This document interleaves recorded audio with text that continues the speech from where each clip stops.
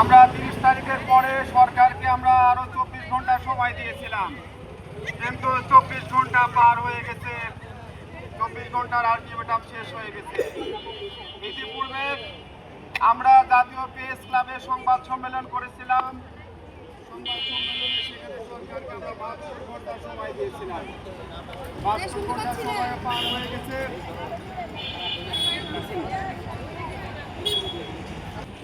জুলাই বিপ্লবের পরে আমরা মনে করেছিলাম আমাদের সকল বৈষম্য দূর হয়ে যাবে, কিন্তু আমরা আসলে কি দেখলাম?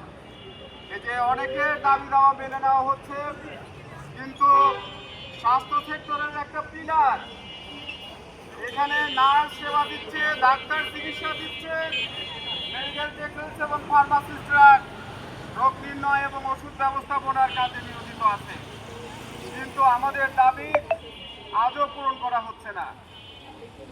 কাজেই এমন একটা অবস্থায় আমাদের আজকেও আমরা আন্দোলনে দাঁড়িয়েছি, পথে দাঁড়িয়েছি। সম্মানিত উপস্থিতি এবং সম্মানিত যারা সেবা গ্রহীতা যারা আছেন, এবং তাদের উদ্দেশ্যে বলছি, হয়তো জনদুর্ভোগ হচ্ছে, হয়তো আপনারা সেবা পাচ্ছেন না, এই জন্য আমরা আন্তরিকভাবে দুঃখ প্রকাশ করছি। কিন্তু আপনারা জানেন যে আমাদের সম ডিপ্লোমাধারী যারা কৃষি ডিপ্লোমা, তাদের 10ম গ্রেড হয়েছে, তাদের 2য় শ্রেণীর পদমর্যাদা হয়ে গেছে।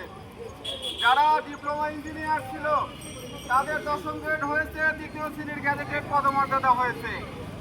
যারা আরও কিছু কিছু ডিপ্লোমা আছে কারিগরি শিক্ষা বোর্ডের অধীনে, তাদেরও 10ম গ্রেড হয়ে গেছে, 2য় শ্রেণীর পদমর্যাদা হয়ে গেছে। কিন্তু স্বাস্থ্য সেক্টরের পিলার মেডিকেল টেকনোলজিস্ট, তাদের এই দাবি এখনো বাস্তবায়ন হচ্ছে না। বারবার আমরা সরকারের দৃষ্টি আকর্ষণ করছি, সেই ফ্যাসিস্ট সরকারের আমল থেকে শুরু করে আজ অবধি আমরা বারবার দৃষ্টি আকর্ষণ করছি সরকারকে, কিন্তু এটা কর্ণপাত করা হচ্ছে না। আপনারা জানেন, কিছুক্ষণ আগে আমাদের এজল ভাই বলেছে যে আমাদের অনেকেই, বিশেষ করে আমাদের অনেক মন্ত্রী এমপি এবং আমাদের দেশের অনেক মানুষই দেশের বাইরে চিকিৎসা নিতে চায়। দেশের বাইরে কেন চিকিৎসা নিতে চায়? আমাদের দেশের স্বাস্থ্য সেক্টরের যদি রোগ নির্ণয় ব্যবস্থাটাকে যদি আরো একটু শক্তিশালী করা যায়, তাহলে, এবং আমাদের যদি আরো লজিস্টিক দেওয়া যায়, এবং মেডিকেল টেকনোলজিদের যদি 2য় শ্রেণী যদি দেওয়া হয়, 10ম গ্রেড যদি দেওয়া হয়, তাহলে তাদের কর্মস্পৃহা বৃদ্ধি পাবে। যখন তাদের কর্মস্পৃহা বৃদ্ধি পাবে এবং লজিস্টিক যদি ভালোভাবে দেওয়া হয়, তখন বাংলাদেশের মানুষকে এবং মন্ত্রী এমপিদেরকে আর বিদেশে যেতে হবে না। দেশের বাইরে থেকেই মানুষ এসে আমাদের দেশে এসে পরীক্ষা নিরীক্ষা করবে। সম্মানিত উপস্থিতি, সংগ্রামী মেডিকেল টেকনোলজি ভাই ও বোনেরা, আপনারা জানেন যে আমাদের ফাইল বর্তমানে জনপ্রশাসনে আছে। জনপ্রশাসনে ফাইল দেওয়ার পরে বিভিন্নভাবে কোয়ারি দেওয়া হচ্ছে। এগুলোকে মনে করি আমরা কাল ক্ষেপণ, এবং আমাদের সাথে এগুলো হেনস্থা করা হচ্ছে। এবং আমরা সরকারের কাছে জোর দাবি জানাচ্ছি যে আমাদের দাবি দ্রুত আপনারা মেনে নেন।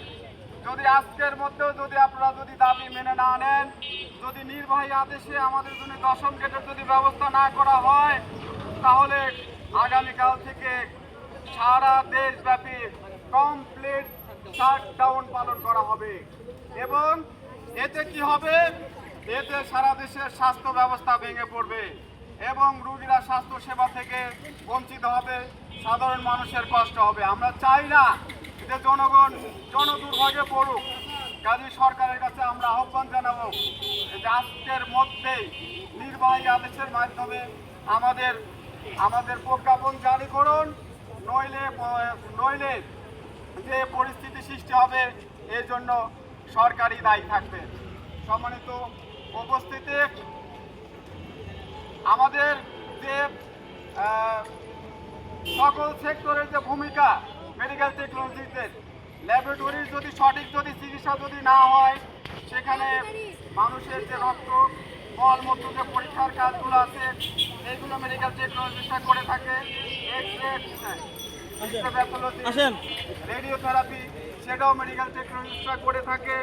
যে দাঁতের যে গুরুত্বপূর্ণ যে হচ্ছে চিকিৎসা, সেটাও মেডিকেল টেকনোলজিস্টরা করে থাকে। তারপরে যে হরমোনাল টেস্ট, ইমিউনোলজি, সেটাও আমাদের মেডিকেল টেকনোলজিস্টরাও করে থাকে। এবং ওষুধ ব্যবস্থাপনার যে কাজটা, সেটাও আমাদের ফার্মাসিস্ট ভাইরা করে থাকে।